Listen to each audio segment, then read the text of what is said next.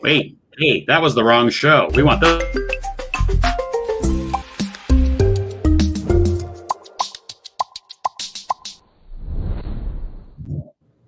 Oh, well, hey, technical glitches, right? I need to get my act together a little bit better here on StreamYard. I feel like I've been doing this week after week. It's almost like I should know what I'm doing, but, you know, technology. So, anyways, welcome everybody.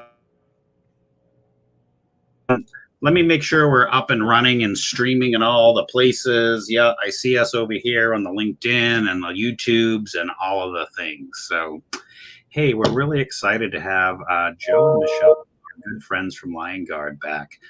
Joe, since you're up in that top corner, you want to take a second, say hello, do a little introduction? Sure, Tim.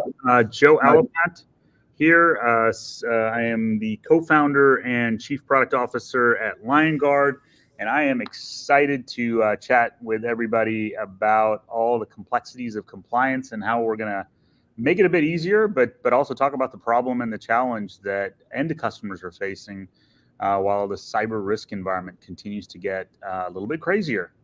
Back to you. I love that whole cyber risk environment. It is an interesting time that we live in, right? About the things that we face. And so, Michelle, how are you? I'm doing great. You want to give us a little intro? I surely will. So I'm Michelle Accardi. I'm the CEO of Liongard. Not the most interesting thing about me, but I think one of the things that may be interesting about me is that I ran a very large MSP PE-backed roll-up that brought together 14 separate MSPs into one platform, and that actually had a compliance practice. Wow. So have a few levels of experience in this topic. So I think we can sort of make this a fun conversation about how to future-proof this. And hold on, I was trying to get the banner up and running when you were talking about, hey, today's conversation is all about future-proofing MSP services, right? So we're getting a little bit better on this whole StreamYard technology thing. So go, Tim. I'm going to take my second to say hello and good afternoon, everybody. Is it afternoon? I feel like it's I don't even know what time it is anymore. Anyways, Tim Golden, founder of Compliance Scorecard, where we help MSPs operationalize the compliance function within your business, have those risk conversations with your client, and are really excited to continue this conversation with our great friends and partners at Liongard. And so let me put you back up here so that we are all properly So in the green room, we were talking a little bit about framing the conversation about future-proofing compliance. And Joe had a really good question, right? So what is the compliance problems that MSPs face, right? So as we're talking along here, for those of you on the live stream, feel free to pop in a couple of questions. We'll pull them up and try to answer them live as we go. But Joe, talk about this. What is this compliance problem we're trying to face? Yeah. So, I go back to IT and security back to the mid to late 90s. 1997 is when I started my career back at Exxon. One of the largest corporations in the world. And, going back from there to now, what we did in terms of compliance, audits, those types of things were largely driven to meet regulatory requirements. What we're finding now is many of these things are not just requirements for requirements' sake. You start to realize why those requirements are so important. And it's because of cyber risk environment, it's getting crazy. And the thing that I tell everybody right now in the last 2 months, I've noticed an increasing in velocity of updates on our phones, our laptops. Everything is moving faster. And that should tell you something. The reason that's the case, why are updates applying faster? Because vulnerabilities are being discovered more often. Why are vulnerabilities being discovered more often? Developers didn't suddenly slack off in the last couple months. The issue is these vulnerabilities are being found. Why? Because the attackers are becoming more advanced. Why are the attackers becoming more advanced? Well, they have AI and all these other things. We have multiple wars going on. This is how the larger world environment is affecting each and every one of us. And in that cyber risk type of environment, where I personally think that the level of risk has elevated. And I don't like to throw fear, uncertainty, and doubt, because I don't think fear results in good actions. What I'm telling is have some awareness, read the news, see what's going on, because here's the deal. We are not entering an environment now where it's you can kind of keep an eye on cybersecurity, and that you can kind of keep an eye on compliance to those security frameworks. What we're entering is an environment where it's a necessity, and for a long time it has been, but there's been a perception issue. And the end result is this. I like to say one thing, Tim, and Michelle's heard me say this over and over again. The threat actor is not waiting for your annual audit. Let me say it again. The threat actor is not waiting for your annual audit. Do you know what they're doing? They're attacking you every millisecond. And what that necessitates is continuous compliance. That means shields up 24/7. Okay, I'm done getting off the podium. I'm getting off the podium. I love it. Well, and like you said, right, the bad actors, they're 24/7, right? They're always around. They're, never going away, right? And, it's such a, what's the word that I'm looking for? Crazy, scary. Like you mentioned FUD, right? We always say we don't want to sell on fear and uncertainty and death. And I think Michelle might have some good thoughts on that. Yeah, well, and this is why in the lead up to this discussion today, I said that some of the controversial things might actually get said here. One of the things that I experienced with some of my MSP peer group was this feeling that compliance isn't my job as an MSP. And while all of these risks are happening, and frankly, I've been on calls with MSPs even at Liongard, helping to sell our attack surface management capabilities. And I've had someone say, well, we don't do that. That's, we don't do the security piece. We don't do the compliance piece. And so therefore we're not responsible. But the reality is there are lawsuits. There are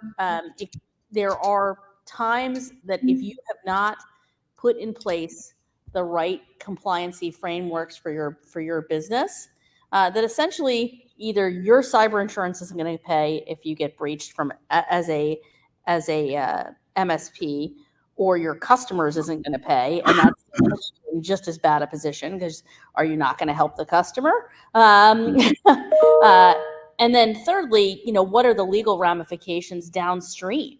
Because if that customer has compliancy requirements and you as the MSP have not kept up to the places, that customer is going to get sued, and ultimately that's going to come downstream. And we're starting to see that.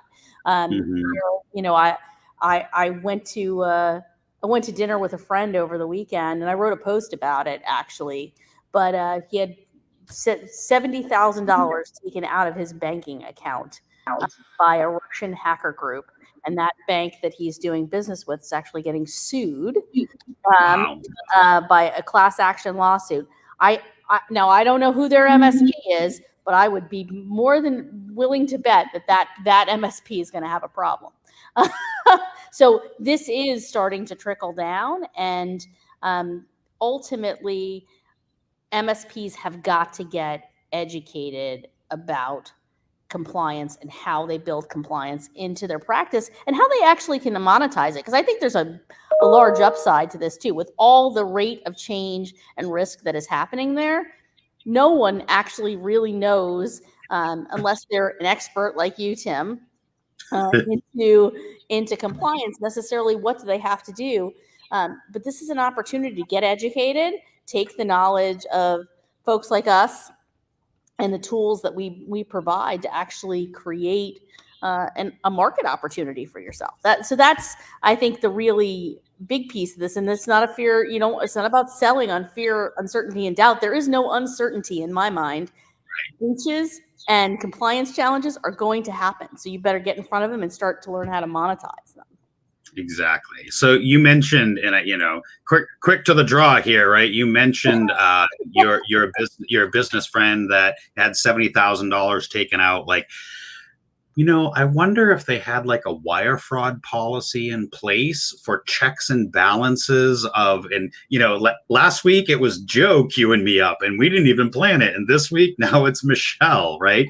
But yeah, having some kind of process in place, not that it would stop all of that stuff, but it could certainly help with some checks and balances of, hey, somebody's asking for 70 grand.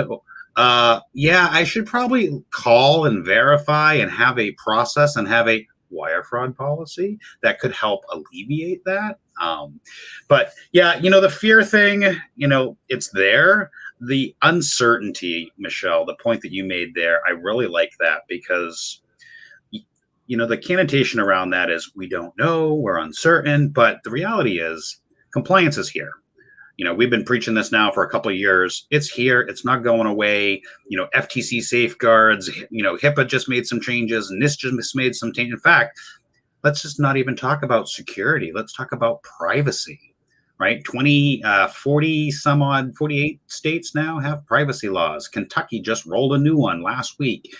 So it's not just the security piece, but there's also the privacy piece. And so we're getting some really great questions in here on chat. Maybe I could pull them up. Like, let's see, talking about, if nothing else, holding compliance as an MSP is a value add. I love that conversation because that's where we're going. I wish I knew who this was because it says LinkedIn user. StreamYard doesn't do a great job of that. But a value add. Do you want to talk a little bit about a value add? I can do. You want me to take that? Tim? Sure. I'm happy. Okay, Michelle. Okay, go for it, Michelle. Go for it. It's Patrick Siebert, by the way. Yeah. So I think again, compliance. I think there's so many MSPs today that actually don't offer compliance services because they don't feel like they know how. I have to tell you, I think that when you say that you can help your customers with compliancy, whether you're needing to outsource that or leverage additional tools in order, they want to go to one person to help or one organization, I should say, they can feel that handles everything. So your ability to monetize that, I think, is and make it a value add and make it the differentiator between the competitor MSP down the street that may have some value pricing. If they're not keeping that customer compliant, guess what? That customer maybe wanted to do some work for a manufacturing firm that does work for the government. Guess what? That customer can't do that if the MSP that they're working with doesn't have knowledge and capability in and around CMMC, right? So compliance. So, or the healthcare provider, that MSP that's supporting the healthcare provider but doesn't have HIPAA compliancy, they're doing their customer a disservice. So this is I think that's really the opportunity for you to be a value add, to go get educated. And there are so many great solutions like what Compliance Scorecard offers and the time-stamped evidence that Liongard can give you with our solution that can enable you to go and really conquer those compliancy areas and make you really special in your space. Not everyone can do that. Yeah, and you make some really good points. I was gonna circle back to the conversation about CMMC. We hear this a lot from the MSPs, right? We hear that we want to get into this work as an MSP. Well, obviously there's a compliance function to CMMC, and it's not one to be taken lightly. Michelle, you mentioned in the beginning, like controversial topics. In my opinion, having lived FedRAMP moderate, which is a little bit higher than the kind of CMMC 800-171, but having lived that for 20 plus years, it is a very expensive nugget as an IT service provider providing services. And if you're not already starting down that path, you're probably too late. And always have the conversation when an MSP approaches me on, hey, we have a CMMC customer. And the first thing that I discuss with them is it worth the cost? Is it worth the risk? Right? Because, yay, I have a potential customer. And by the time they start to dig into it and they realize it is a lot of work and it is a lot of money. Not that it can't be done. There are some really, really solid MSPs and MSSPs doing that work. And we continue to encourage them to do that work because it can be a value add. It can be a separator for your MSP. You just need to get your pieces and parts and your people in place. So seeing a few more comments coming in here. Oh, level 1 or level 2. Yay, we're talking CMMC. Thank you. CIS, great baseline too, right? You know, we had a couple of things here in the private chat that I was kind of bring, like, how can an MSP start to stay ahead of these evolving things, right? The regulations to, prevent future disruptions and whatnot. What can MSPs do right now to start to build out that practice? So I think, the first step, and I mean, I don't want it to sound self-serving, but start with your own IT policies and how compliant are. Compliance starts with you. And it starts with just making sure you have good IT governance in your systems and a good change management capability, a good IT asset discovery and inventory, understanding where vulnerabilities may be.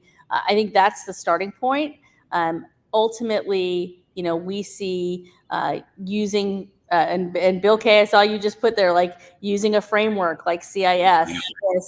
Absolutely, those are the places to start, and making sure that you're aligning to that. And if you've got capabilities to help you have the time-stamped evidence around those things, I think that's the place to start. It doesn't have to be, you don't have to be fed high in order to be to have a level of compliancy within your organization. Mm-hmm. Well, and really great point, whether it's CIS or whatever. Like, number one, it's not a one and done thing.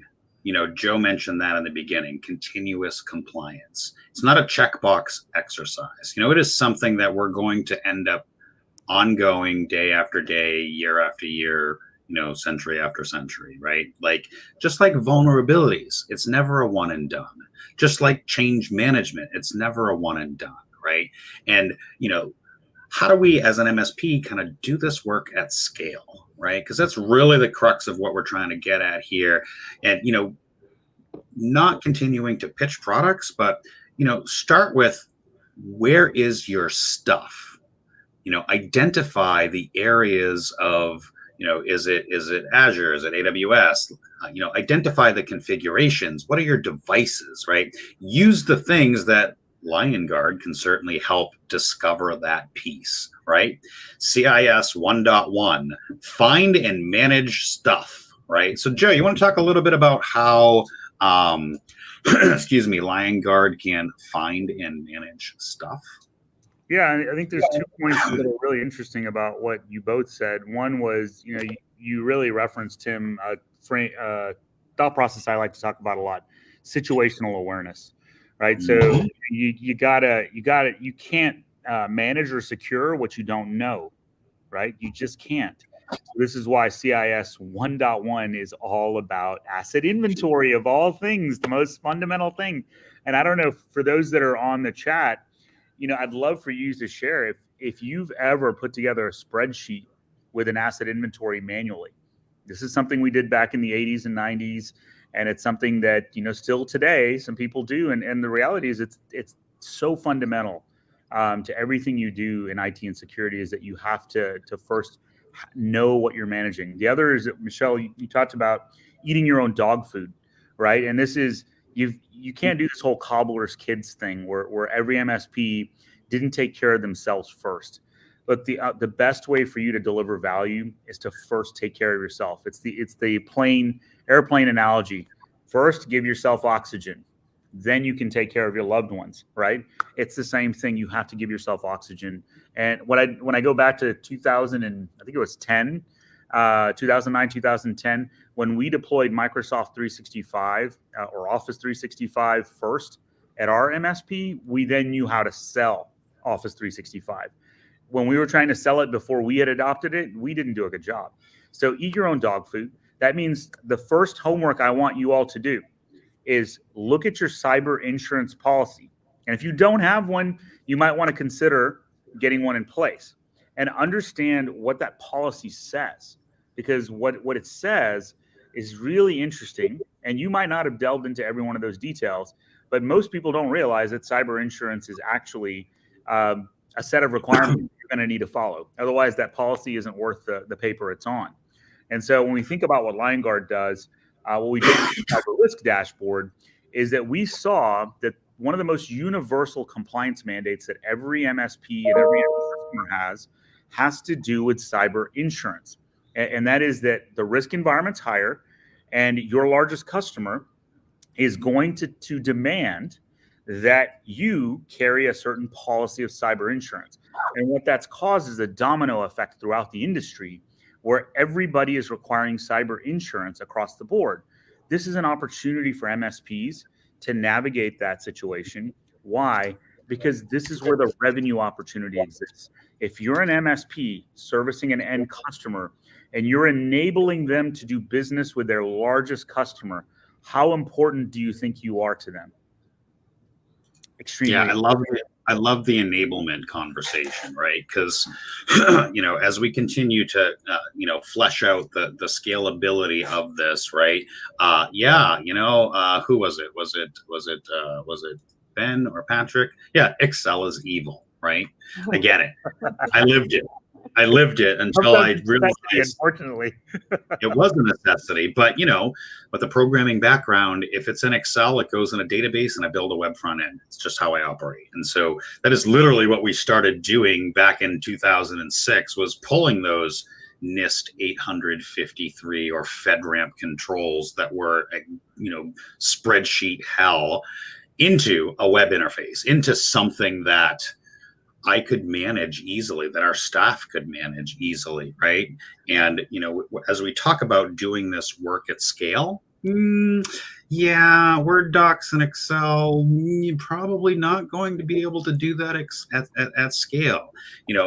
Finding the stuff, like, you're not going to walk into every Active Directory and scroll through the list of computers. You're not going to walk into the building and, click around and walk and take pictures. No, you're probably going to bring something in like a Liongard to help you do that data discovery, right? To figure out what you have and where you have it and where it is, right? So yeah, doing the data discovery, CIS 1.1 is great. But as you break down 1.1, there's another function to that, right?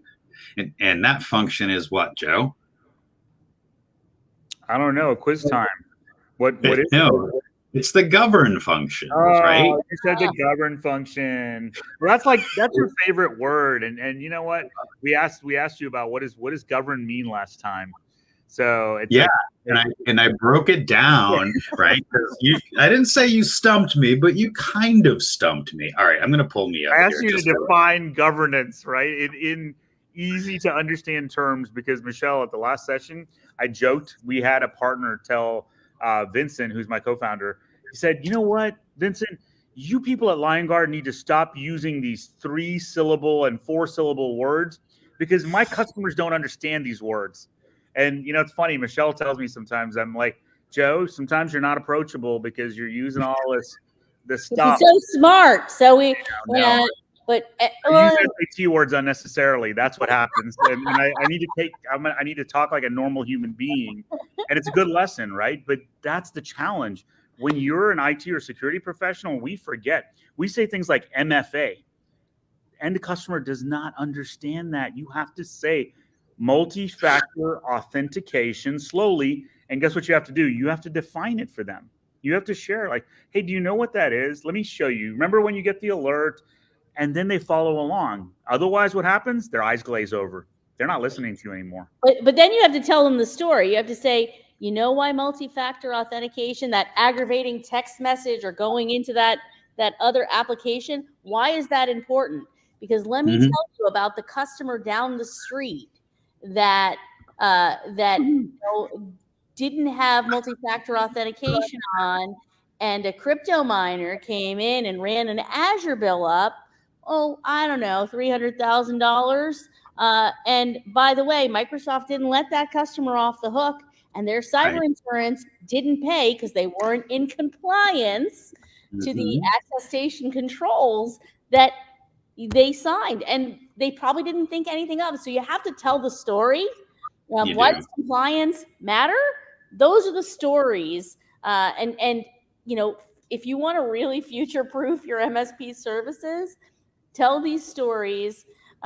Every MSP has them, by the way. I don't know of any MSP that's never had a customer be breached or have some level of challenge because that customer either wasn't taking them up on a service or because something else, So taking compliance seriously, it is the way to not only do away with risk, but to really differentiate you and make you more money. And making more, like, this is the other controversial thing I'll say.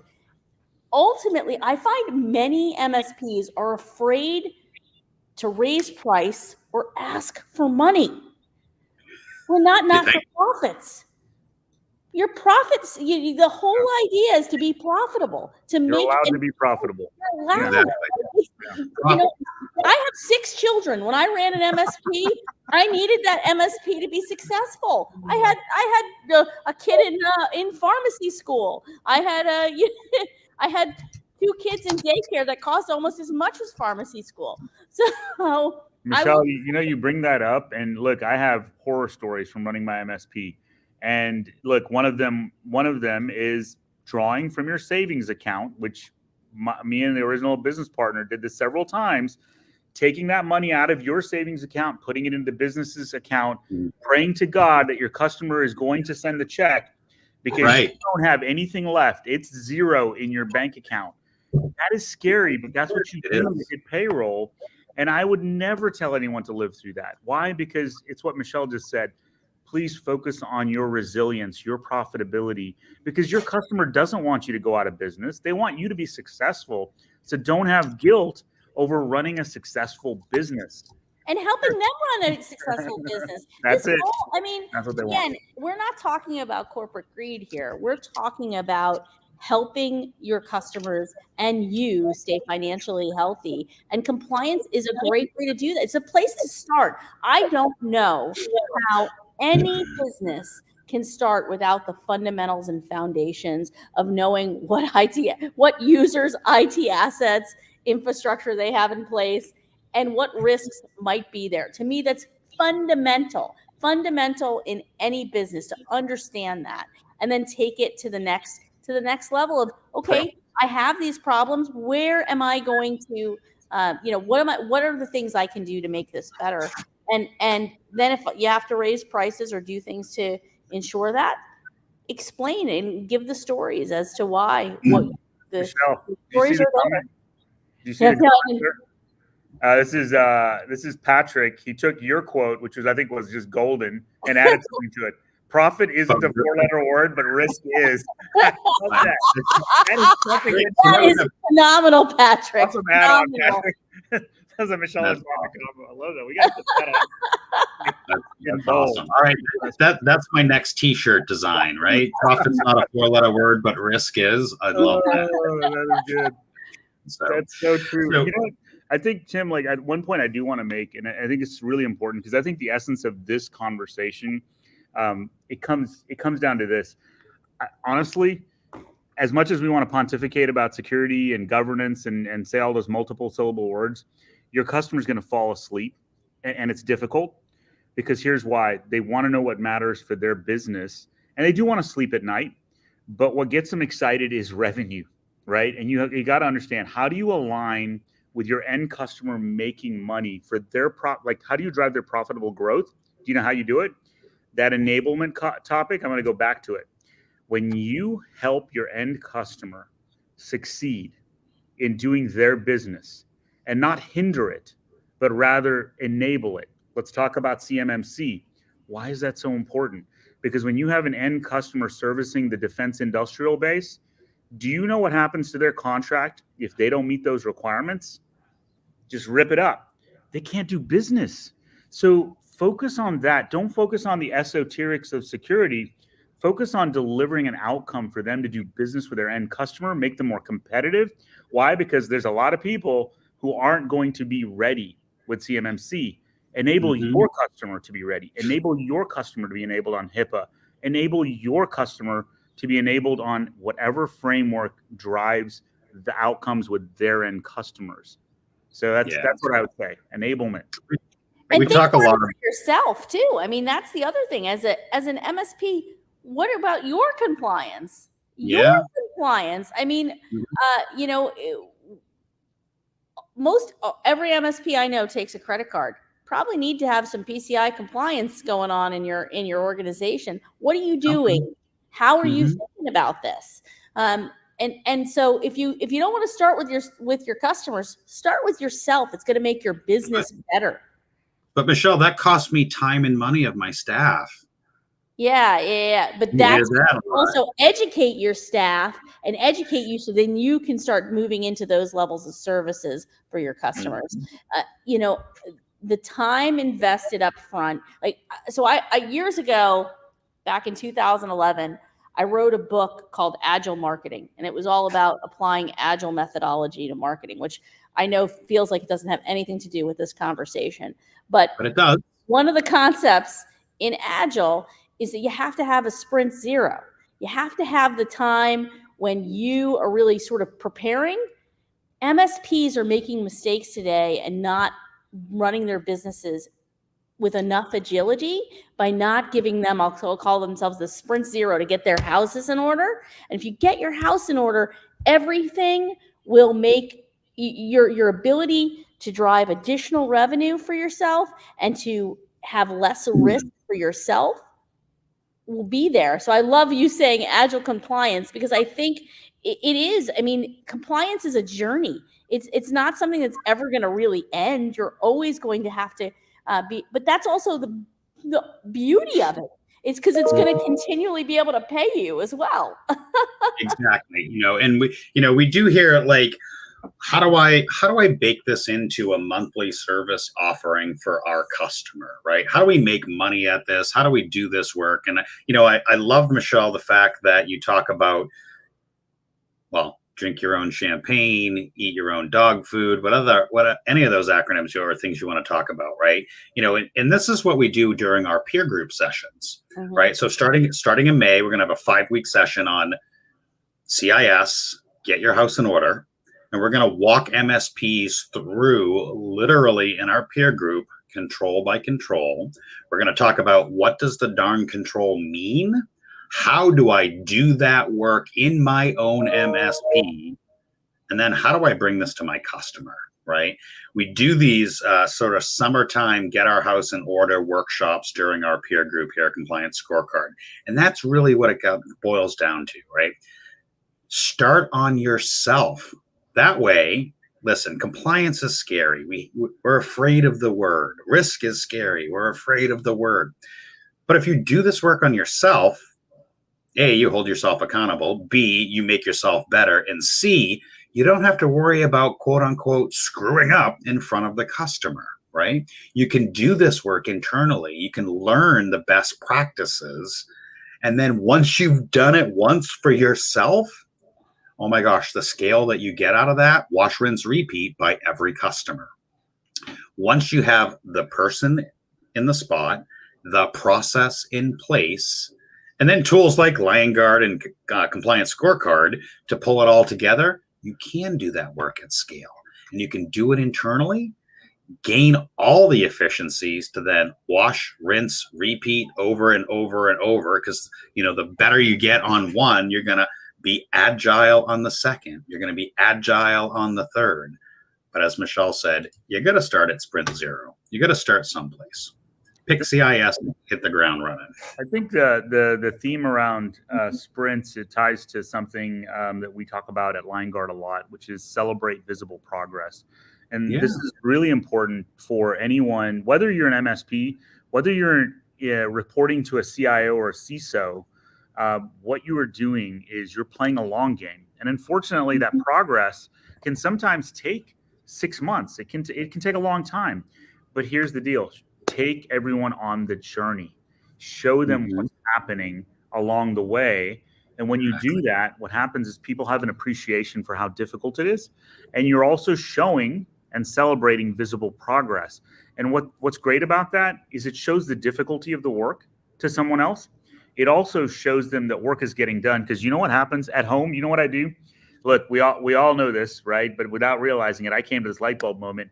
My wife, she has the strong assumption that when there is no sound in the house, then Joe is doing nothing reasonable, wasting his time. So I literally make noise sometimes randomly, just so that she's thinking, okay, something productive is going on.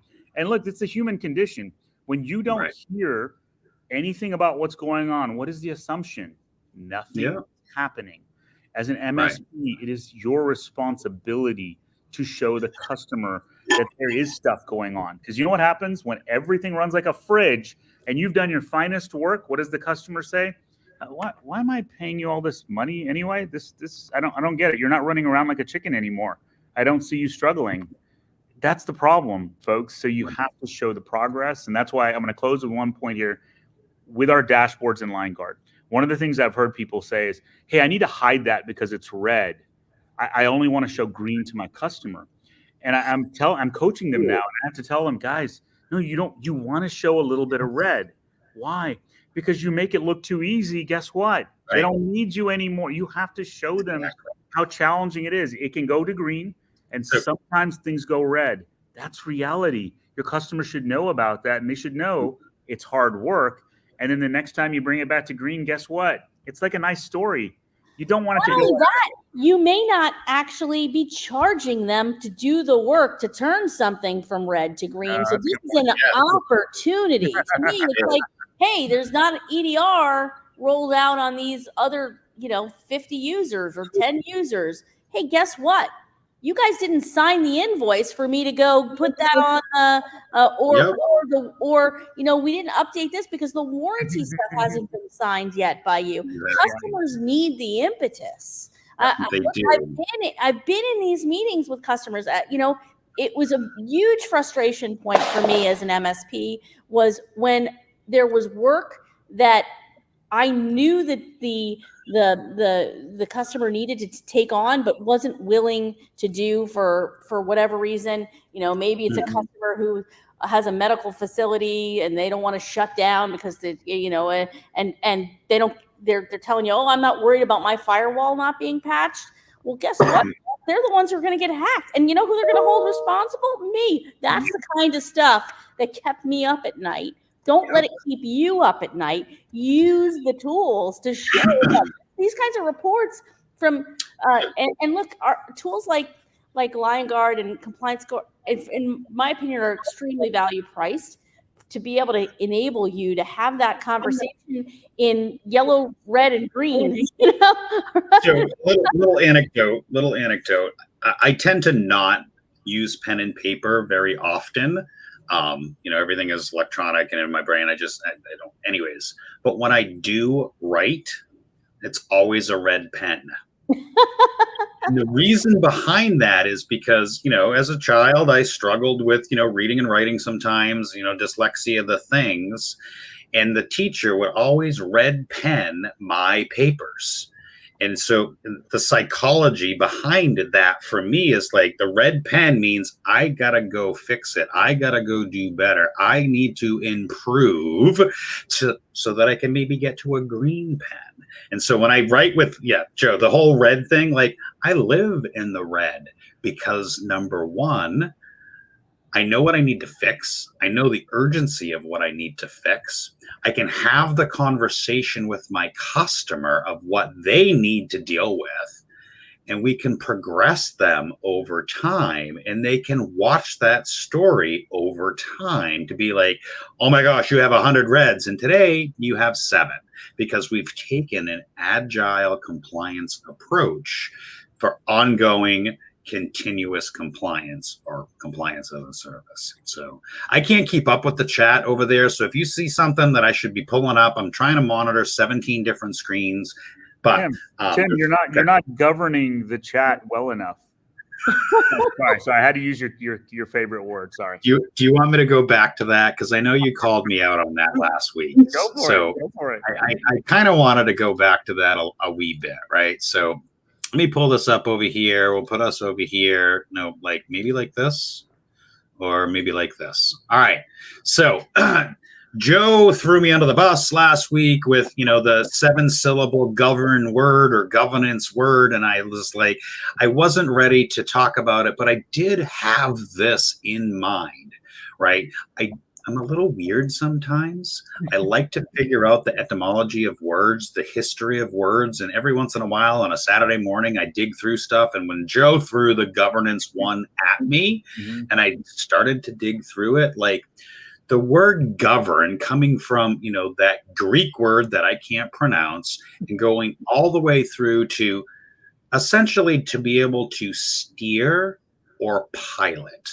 Right. And so when I think of like an MSP and I think of like the govern work that we're doing, we want to govern or steer our client away from the reds and towards the greens. We want to steer that conversation and tell that story of risk to revenue and being able to help them get to a better, safer waters, safer harbors, all that whole ship reference. So, yeah, you stumped me a little bit, but I just picked up on something there that you said, because you used the word pilot, and the phrase co-pilot is, with all of the AI stuff coming from Microsoft, which I think is like that phrase. I don't know whether Microsoft coined it first or not, or whether they bought the copyright. I think it's a great term, co-pilot. It's a very positive way of basically saying, look, somebody's in charge, not me, but I am assisting in a grand way to make this happen. And in a lot of ways, we should view ourselves as an MSP. If you're servicing an end customer, you are a co-pilot to that business. You are helping to steer that plane, but ultimately, the business owner and the business leader of that end customer is the pilot. They're accountable. It said in the chat earlier, ultimately, the end customer is accountable to the decisions they make, but you want to be the best co-pilot because guess what? They sometimes will fall asleep. They might need to go to the bathroom, right? These things happen, right? So what are you going to do? You got to steer the plane. So I like the word steer, pilot. I like that, Tim. It's I'm going to make you pronounce those Greek pronunciations one day. Yeah, I can't even pronounce the word governance half the time. My mouth tends to, But thanks, Joe, for letting me kind of reiterate the govern function, or to be able to talk about how you as an MSP can help steer the conversation with your customer around compliance to better navigate the waters of this risky world that we live in, to be able to bring in ongoing continuous compliance. There, I had my soundbite. All right, so I want to kind of pull back. I know we had a whole boatload of conversations we wanted to kind of get into, talking about the technologies. What do you need now? What should you have in the next 5 to 10 years? I want to actually ask the question of all of us here and those in the audience, right? What strategies are essential for MSPs to ensure that their services are scalable and compliant simultaneously? And I'll go drop that in LinkedIn so we can pull that up on screen so people can see it as well and think and talk a wee bit about that, right? So what things are essential to help us be scalable and compliant at the same time? Can I mention something that's so funny is the word essential, because I actually had to pull off a video earlier. I don't know if you guys noticed or you just ignored me. I had to step out because there was an Australian delegation here, and they wanted to find out what Liongard does. And so, sorry, I had to step away. But do you know in Australia what their compliance, the government pushes on cybersecurity? Are you guys familiar with what it is? Go ahead. It's called the Essential 8, right? And it's interesting because if you read it, The Essential 8 is like a mini version of CIS. I love thinking about this. And when you think about stair steps and looking at the various frameworks in the UK, EU, Australia, US, Canada, everywhere, like using India, South America, wherever, right? Just Asia. If you look at all those frameworks, you start to see a lot of similarities. And when we think about strategies, first, I think you have to think about your customer. And you have to think, if you have a customer in Australia, for instance, like we do, we have lots of MSPs in Australia and New Zealand. We have to think about the Essential 8. I see the commentary around HIPAA, FDIC, it could be PCI, it could be CMMC. Is Liongard focused on it? Yes. The reason why we are here is because we know that we can't do this alone. Michelle and I talk about this thing. It's called a 10X ecosystem. I think Tim's on board with the same message. And that is it takes a village to do this. We can't do this alone. So we really need to work as vendors collaboratively working, where, yes, is Liongard going to produce dashboards to help to check the box on certain things visually? True, we will. But if you really want true governance, right? I mean, use Tim's favorite word, you really need to think about the complete process. And so combining Compliance Scorecard and Liongard together is what really gets you to the outcome. So when you think about scalability, I think about automation, right? Mm-hmm. Automation on the things that matter most to your end customer. And do you know what I think about? I think about the most boring, repetitive thing that you're always doing. Go automate that. Don't go to the sexy stuff. The sexy stuff. Standardize, automate, and standardize. The boring stuff. Yeah. Boring sexy. I just want to say that. Boring and deprovisioning users, right? Like, right, Michelle? Like, it's the most boring stuff, but it happens every day. And guess what? It happens. It doesn't get done well.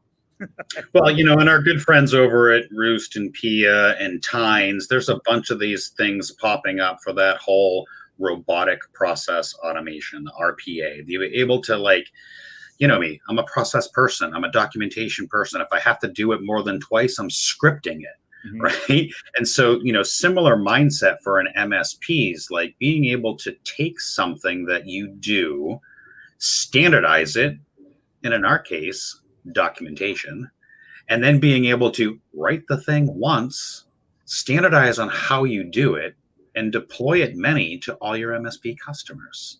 Right?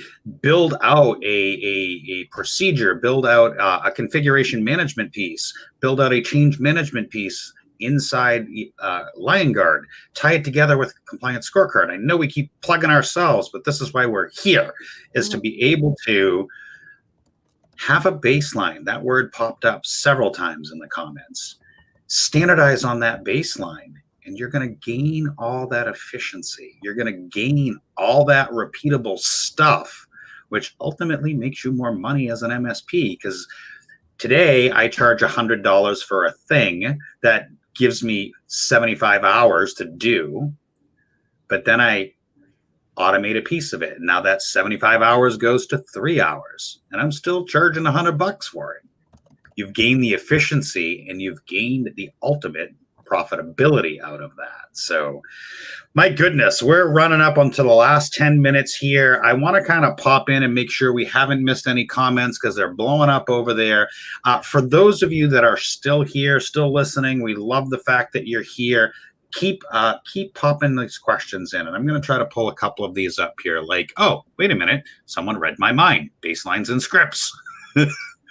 Hey, you don't need scripts if you're using Liongard, so get a baseline and we can apply it and help save you and automate from having to write yourself scripts. Right. I think it might be good, like if the audience, folks in the audience have questions that we haven't answered, expectations you had of this session, please feel free to ask us questions. Put us on the spot. Put Tim and Michelle on the spot, by the way. Yeah, put them both on the spot. Great. So, Joe, what's the difference between compliance as a service and continuous compliance? So I think about compliance as a service is the offering that maybe an MSP or MSSP might provide. Continuous compliance is the outcome that you're delivering to an end customer, and it is the delightful outcome that the end customer wants. Why? Because they also are starting to recognize that the threat actor is not waiting for your annual audit. I'm going to say that again, right? I mean, it's a thing, folks. They're not waiting for your annual audit. They are coming at you constantly. So you need to have shields up 24/7. It's a reality. If you don't have MFA enabled on a privileged account, honestly, all accounts, it's a problem. You need to go. I love this, right? Security automation, right? We're probably not going to get into this, but that whole concept of SOAR, right? That whole concept of security orchestration and security automation, that's a whole nother conversation. Let Joe talk about ROAR, because ROAR is our answer for SOAR. All right. You want to go deep? Yeah, sure. Actually, you mentioned paper, pencil, and paper. I'm putting together some beautiful mind craziness, folks. This is some ridiculousness. So honestly, it's something I have a pet peeve about, is that everyone thinks that IT and security are two different things and they're two different boxes. But where do data breaches happen? They happen in that gap between IT and security. And if those were instead yin and yang, you would have amazing outcomes. And so I'm trying to integrate NIST and terms like SOAR, which, by the way, if you don't know what SOAR is, it's security orchestration, automation, and response. It's the automation that runs off of, let's say, a SIM platform that detects an anomalous user or anomaly in terms of activity on a user. And what does it do? It locks out that user, saying, wait, I think there's an intrusion event happening, which is powerful. And it's right of boom. It's after an intruder has already gained initial access. But when we think about left of boom, and we talk about, well, what could you have done to make that initial access attempt irrelevant? That's what I like to think about. And at the bottom of that diagram, you'll see, instead of the word security, I have resilience, cyber resilience. And so having resilience in orchestration, automation, and response, which is getting to the security posture, which, by the way, I'm messaging with Bill on the thread here, talking about this very thing, because he's talking about generating alerts from Liongard that then would drive outcomes with Roost. That, to me, are ROAR type actions. And yes, it's cheesy because, lions roar, but there it is. So I need to come up with one for Bark for checkers behind me. Okay, we can come up with one. Maybe the audience can come up with something. Yeah. Right. So those of you that don't know, we'll be introducing checkers, hopefully at MSP Geek coming up here in May. Yeah, we all love our animals, right? Whether they're lions or dogs or anything that can help us tell the story, right? That's what it boils down to, is to be able to have that conversation, to be able to tell the story in terms that our customers can hear us and understand us, right? Excuse me. Boy, I just, I love watching these comments come in. Some of them are really long and really great. And I think, John, maybe I'll pop in after the fact and start answering some of these, because it's really hard to keep up with all the great things that keep popping up here. So, yeah, I think with the last probably 5 minutes or so, Michelle, is there a hot button topic around scaling this work that you want to kind of bring up? We can spend the last 3 to 5 minutes. I think that the hot button issue is that it really is just getting back to basics, right? And it doesn't necessarily feel sexy, but if you don't have automated tools and you haven't made the investment into monitoring and management and reporting to reduce the manual tasks that are in your business, that's the first thing you have to do. And it may mean that you have to slow down to speed up, but you have to get that, and creating standardized IT and security policies and making sure they're implemented and having a change management process. Again, I don't know if it's controversial, but it's frankly missing in a lot of MSPs today. And it's not because anyone doesn't want to do it. It's because it's hard to check on it if you don't have those automated tools in place. And if you're not today running audits for your customers and on yourself as an MSP leader, I think it's really important, regardless of whether your customer is paying for something. What are you doing to audit your own staff? Right. Audit your own policies and process. because I think you'd be surprised. Again, and a lot of us take on young talent and people whom don't maybe have the great experience using the tools and to enable to audit and assess your own way of doing business. It's a teaching moment. It's a way, and it's also an enabler for you to then go out and sell those audits and such. So if you want to get scalable, get serious about your own compliance to your own IT policies and training. And training and teaching, we didn't really touch on that too much today, but frankly, I think that that's probably one of the most important things that, Joe and I talk about. We have our core values, and, teaching and leading and sharing. Those are all core tenets to what we believe in our business and in every MSP business. And it's especially true around getting compliance right in a business and scaling. Well, and that is literally why our peer group exists, right? That is how I started building Compliance Scorecard, was teaching MSPs all this stuff.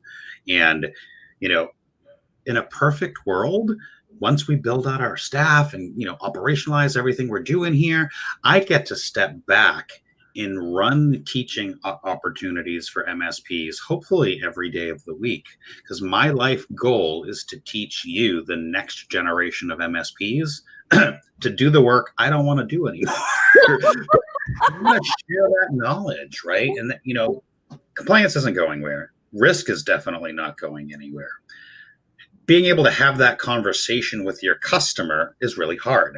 Being able to take the ones and zeros, acronyms and geek speak out of that conversation is difficult for us technical folk. Yeah, but we need to stop that. That's the thing. We have to teach people that it's not scary to have that conversation. It's necessary, and it's a gift. You're giving your customers a gift when you have the hard conversation.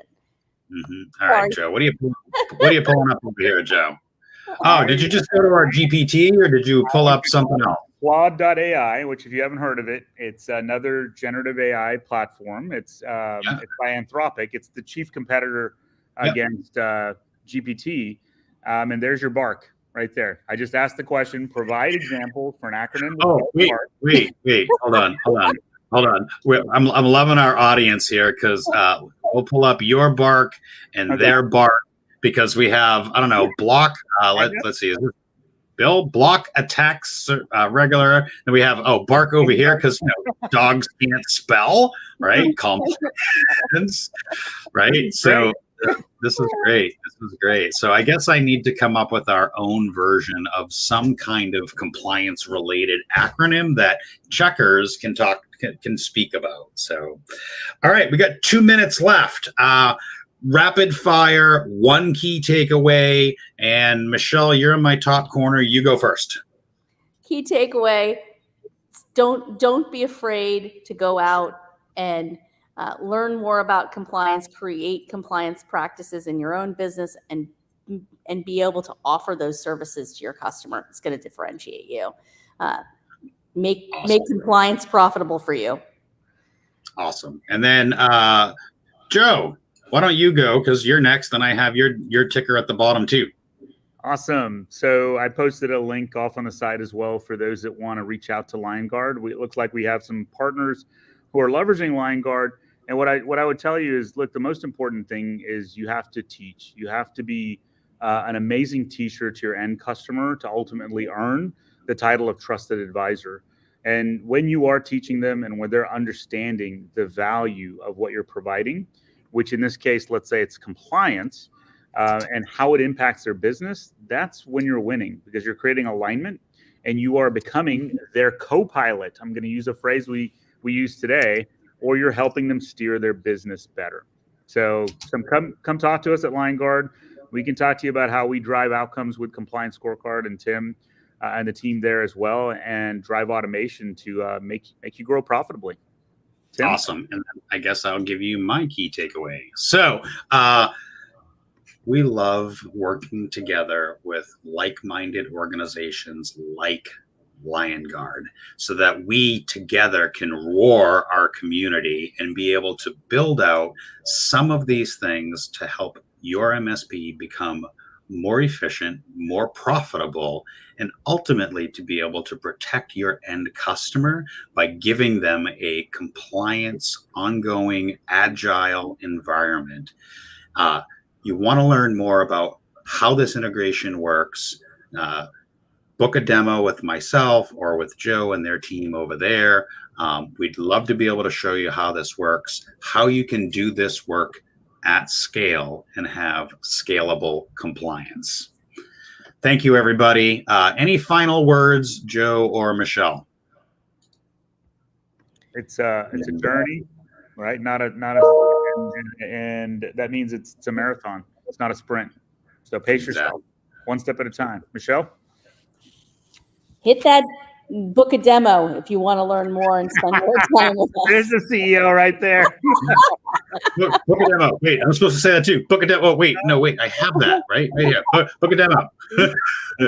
All right, everybody.